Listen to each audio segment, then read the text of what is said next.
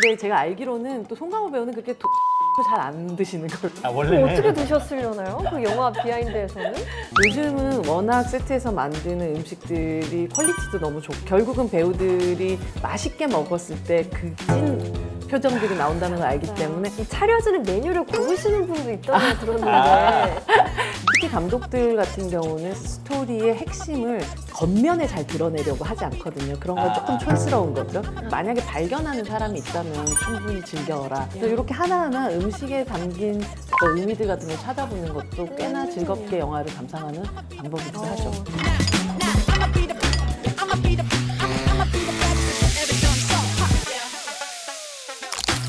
네, 오늘 벌써 원바이트 4회를 맞이했는데요. 본격적인 주제 얘기를 하기 앞서서 줄리아는 혹시 최근에 재밌게 본 영화 있어요? 마지막 한국 영화 픽션 내가 뭘 봤지 생각했을 때 작년에 밀수를 너무 재밌게 봤었어요. 김혜수 배우님이 나왔을 때. 많이 보세요? 왠지 저는 극장을 좋으실 것 진짜 자주 가요. 퍼펙트 데이즈라는 퍼펙트 영화를 데이트? 봤는데 너무 재밌었어요. 그냥 그 도쿄의 화장실을 청소하는 일상을 일기처럼 그린 영화인데 너무 힐링되고 좋았어요. 듣기만 해도 재밌을 것 같은데요. 네, 맞아요. 오늘 저희보다 훨씬 우리 2명 모아도 배가 된 정도로 한 분이 그럼요. 보셨죠. 오늘 또 네. 어마어마한 분을 모셨습니다. 백은하 배우연구소의 백은하 소장님입니다. 안녕하세요. 안녕하세요. 안녕하세요. 얘기하면서 뭔가 영화 얘기를 하시니까 끼어들고 싶은 마음이 막 아까 입이 간질간질하게 봤거든요. 퍼펙트 데이즈? 뭐 이러면서 이러고 있었네요. 그래서. 소개 한번 부탁드리겠습니다. 네, 안녕하세요. 저는 배우연구소 소장 백은하입니다. 반갑습니다. 반갑습니다. 또 우리 소장님께서는 우리나라 1호 배우 학자이시잖아요. 그러네요. 네. 액톨로즈라는 단어를 저는 소장님 통해서 처음 듣게 됐거든요. 왜냐면 제가 만든 단어이기 때문이죠. 그냥 어떤 액터를 조금 더 학문적으로 인간에 대해서 좀 탐구하는 방식으로 연구해보면 어떨까라고 해서 액터, 올로지가 붙어있는 액톨로지라는 네. 단어를 제가 만들게 됐고 뭐 와. 말씀하셨던 대로 1호 배우학자가 된 셈이죠. 네. 그러니까 주로 이제 해외 같은 경우는 뭐 감독 얘기한다거나 맞아요. 네, 대한 작가. 작가라거나 이런 얘기도 많이 하는데 배우에만 포커스하는 정말 이제 한국의 1호 이제 배우학자 이제 맞아요. 내가 봤을 때 해외로 수출될 것 같기도 한데 배우 방법론을 만드셔가지고 이제 책 계속 쓰시고 계시잖아요. 근데 맞아요. 그게 그러니까요. 되게 특이했어요 저는. 맞아요. 한 명 한 명에 집중해서 맞아요. 근데 대부분의 관객분들이 한 명 한 명의 배우를 직접 삶에서 만나는 경우가 거의 없게 되잖아요. 그렇죠. 예. 그리고 그때 보통 이 배우가 왜 좋아요? 그러면 일단 보세요 라고 얘기하면 너무 좀 무책임한 부분이 있는 것 같아요. 예를 일단 들어서 보세요, 일단. 어딘가 가서 맛있는 음식을 먹었는데 그 맛이 어떤 거예요? 라고 물어봤을 때 먹어보세요 라고 얘기하는 것만큼 되게 그 무책임하거나 혹은 나만 즐기겠다는 그런 마음도 없는 것 같아요. 그래서 내가 맛봤던, 내가 즐겼던, 내가 그 정수를 보았던 배우의 말하자면 레시피를 어느 정도 공유하는 느낌이라고 생각을 하면 될 것 같아요. 레시피 저희 오늘 또 음식 얘기니까 또 그렇죠. 원바이트에 그래, 최적화된 너무 방식으로 야. 제가 준비를 해봤는데요.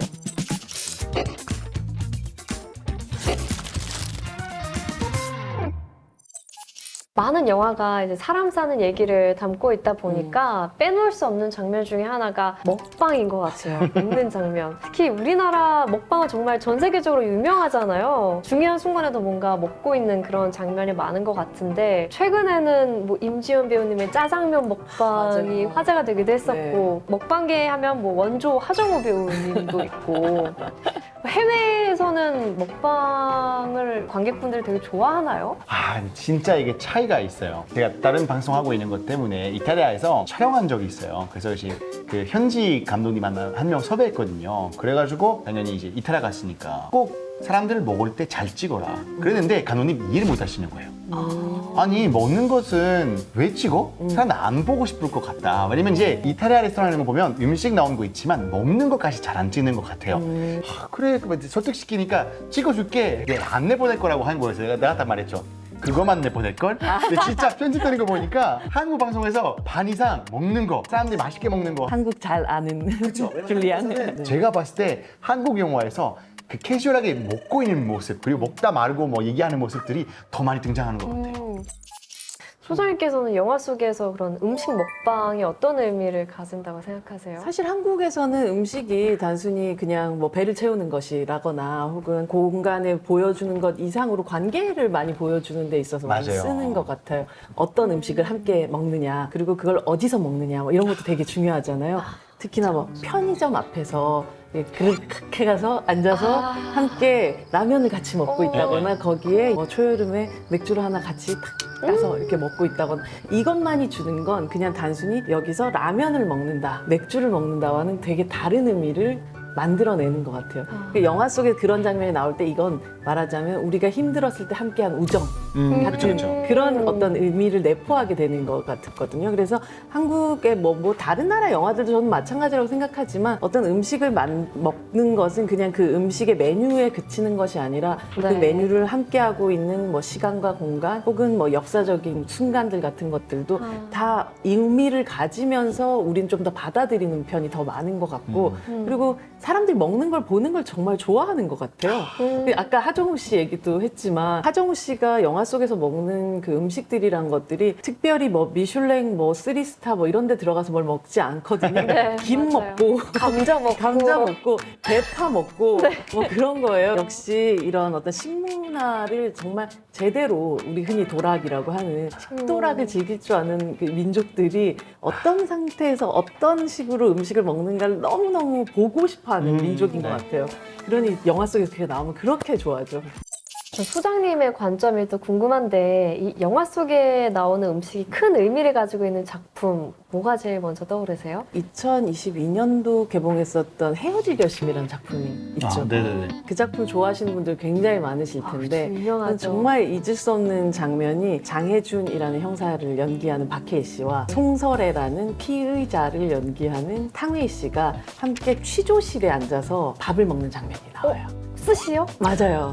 여기서 초밥 도시락을 시킨단 말이죠. 보통 그렇게 취조하는 피의자한테는 그렇게 고급 도시락을 시켜주지 않는데 맞아요. 왜 저걸 시켜줬냐고 되게 투덜거리는 남자 후배로 고경표 씨가 나와서 저걸 시켜줬다고? 라고 약간 화내는 그런 장면이 있어요. 근데 두 사람이 함께 초밥을 딱 먹고 나서 그 초밥 도시락을 탁탁탁탁 정리해서 마치 한 20-30년 같이 산 부부가 테이블을 정리하듯이 처음 만났던 이 남녀가 그 테이블을 정리한 장면이 나와요.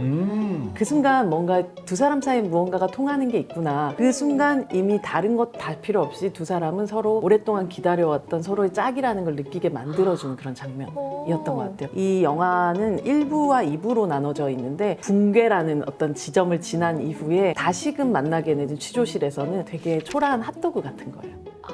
그 순간 이 음식은 단순히 초밥 핫도그가 아니라 한 사람들 혹은 두 관계가 어떤 방식으로 붕괴됐고 그 의미들이 사라졌는가를 보여주는 음식이라는 생각을 하거든요. 그래서 그냥 박찬욱 감독이 음식을 그냥 툭 튀어놓고 비싼 거 그냥 시켜줘서 좋다 이게 아니라 그 음식 하나하나에 말하자면 이 둘의 관계에 메타포가 담겨있는 그런 음식들이라고 할 수가 있죠. 이거는 저희가 의도적으로 쳐다보지 않아도 느끼잖아요, 그죠? 그쵸. 그래서 그 이후로 그 도시락을 원래 팔고 있는 부산의 초밥집이 네. 야. 굉장히 흥했다는 대박이 났나요? 헤어질 결심 초밥이라고 해서 굉장히 굉장히 마케팅을 유명해지기도 잘하셨네. 했었습니다. 그렇구나. 네.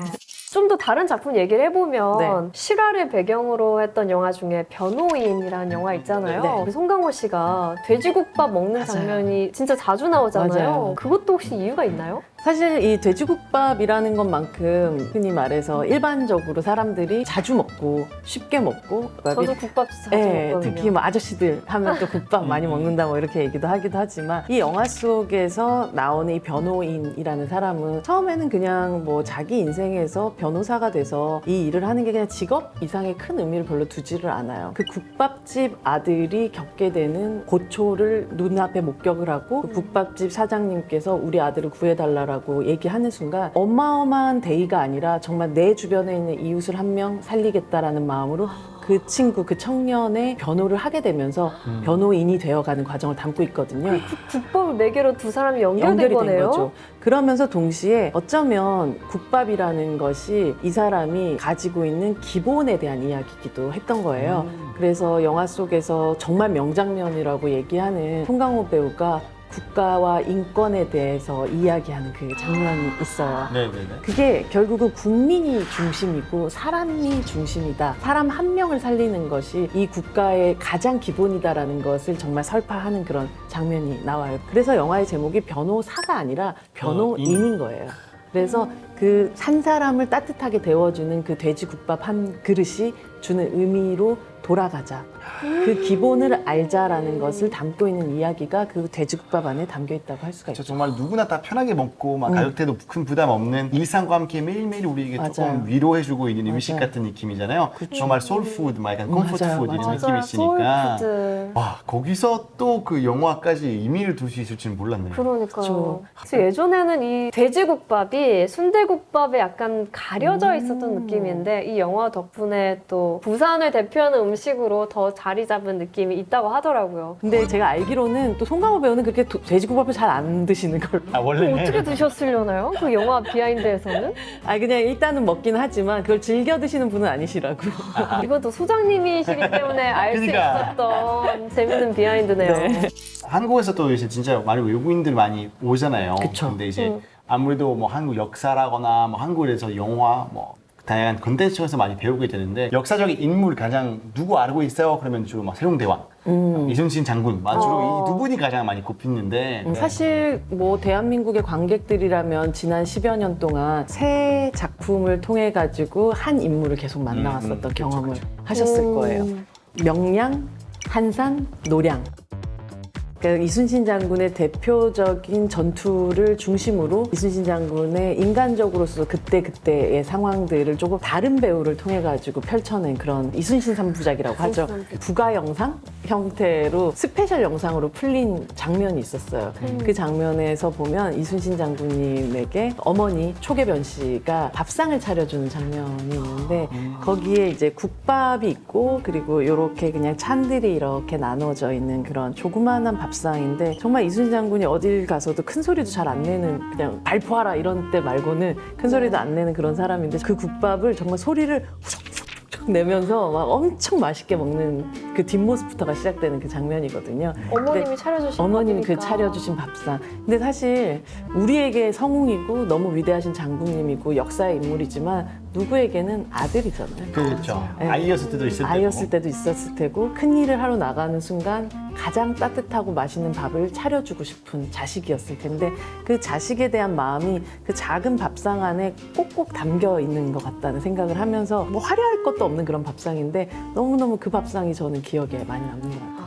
이순신 장군의 인간적인 면모를 또 엿볼 수 있는 네. 장면이었겠네요. 그 뭔가 밥상을 통해. 장군님 메뉴 같은 느낌이랄까? 전투를 앞둔 사람이 저 정도는 먹어야지라고 했었을 때 막 생각하는 고기가 막 있고 막 그 상다리가 부러질 것 같고 그런 밥상이 아니었거든요. 근데 장군님을 꼭 닮은 그러나 그 장군을 낳은 어머니가 꼭 차려줄 것 같은 그런 밥상이었던 것 같아요. 네. 정말 이 한식은 약식 동원이라고 하죠. 음식과 약은 근본이 동일하다. 이런 전통 사상이 좀 자연스럽게 스며들어가 있는 것 같아요. 또 어머님이 차려주신 밥으로 힘을 내서 나가서 전투를 하는 거고. 그쵸, 맞습니다. 네. 네. 그 유튜브에 뭐 우리나라 음식 영화 치면은 네. 제일 먼저 나오는 것 중에 하나가 리틀 포레스트인 것 같거든요. 맞아요. 특히나 리틀 포레스트는 말 그대로 음식 영화를 표방한 영화 중에 하나죠. 흔히 말하는 시즐컷이라고 하는 음식을 맛있게 보여주는 컷들이 있어요. 아, 그래서 광고 같은 데서 보통 막 햄버거가 맞아요.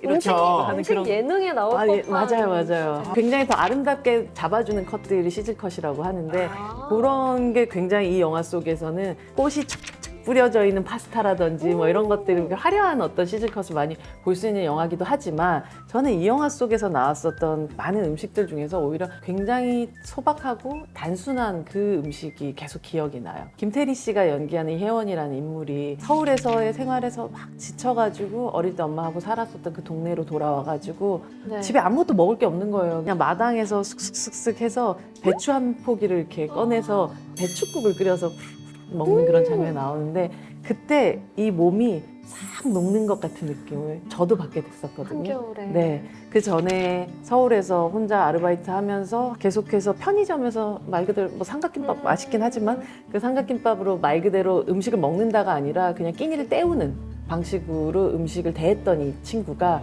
처음으로 자기를 위해서 자기의 몸을 녹이는 그게 뿌리가 있는 어떤 것들을 캐서 먹는 그 순간에 이 음식은 특별하다라는 느낌을 그러네요. 배추도 땅에서 뿌리가 있는 걸 뽑아서 맞아요. 자연에서 가져온 식재료였네요. 이 영화는 처음부터 끝까지 계속 그 얘기를 하게 되는 것 같아요.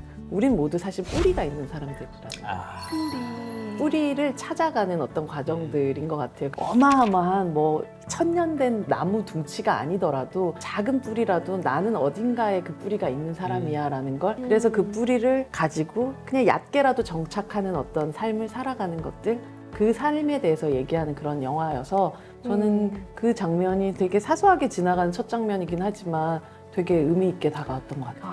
네. 사실 일상에서도 저희가 음식이라는 건 너무나 중요한 역할을 하고 있잖아요. 그렇죠. 그래서 정말 영화에서도 그렇게 더 부각되는 것 같은 느낌. 맞습니다. 특히 감독들 같은 경우는 어떤 주제나 이 영화 속의 스토리의 핵심을 겉면에 잘 드러내려고 하지 않거든요. 그런 건 조금 촌스러운 거죠. 그러니까 그게 너무 드러나는 경우에 영화는 되게 쉽게 관객들하고의 두뇌 싸움에서 패하게 되는 경우들이 많기 때문에 대부분 그런 걸 약간 물밑에 넣어두고 싶고, 그리고 그걸 만약에 발견하는 사람이 있다면 충분히 즐겨라. 하지만 그걸 발견하지 않아도 좋아라는 마음을 가지고 감독들은 시나리오에 그런 메타포들을, 의미들을 숨겨놓기 마련이거든요. 그래서 이렇게 하나하나 음식에 담긴 어떤 의미들 같은 걸 찾아보는 것도 꽤나 즐겁게 영화를 감상하는 방법이기도 하죠.